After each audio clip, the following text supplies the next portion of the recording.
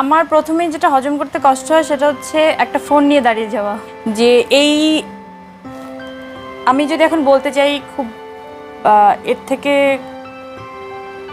খারাপভাবে বলা, সুন্দর ভাষা আমার বেরোচ্ছে না যে স্পর্ধাটা তারা কোথায় পায়।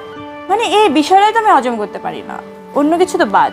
তো আমি লাস্ট আপনারা যে বলেন অনেক লজ্জাজনক এটা, এবং বিব্রতকর তো বটেই, কিন্তু তার থেকে বড় কথা হচ্ছে আমি অনেক এটা অনেক ভয়ঙ্কর আমার। শাবনম বুবলির দ্বিতীয় সন্তান নিয়ে অবশেষে মুখ খুললেন পরীমণি। এর আগেও পরীমণির সঙ্গে ঝামেলা হয়েছে শাবনম ইয়াসমিন বুবলির।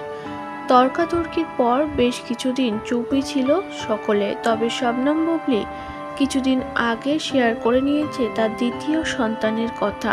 সন্তান জন্মের প্রায় 1 মাস পর তিনি একটি স্ট্যাটাসের মাধ্যমে শেয়ার করেছে যে তার সন্তান পৃথিবীতে এসেছে। কন্যা সন্তানের মা হয়েছে শাবনম ইয়াসমিন বুবলি। কিন্তু বাবা শাকিব খানের মুখে যেন কোনো কথাই নেই।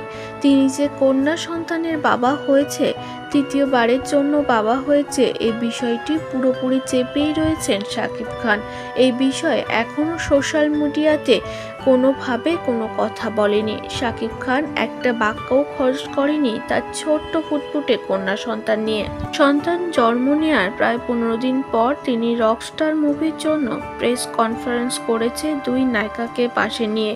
তবে সেখানেও তাকে একবারের জন্য বলতে শোনা গেল না যে তিনি তৃতীয়বারের জন্য বাবা হয়েছে। সন্তান জন্মের এতদিন হয়ে যাওয়ার পরেও তিনি কোনো রকম কোনো স্ট্যাটাস শেয়ার করেনি। পুরোপুরি নীরবই রয়েছে শাকিব খান, যেমনটা করেছিল জয় ও বীরের ক্ষেত্রে।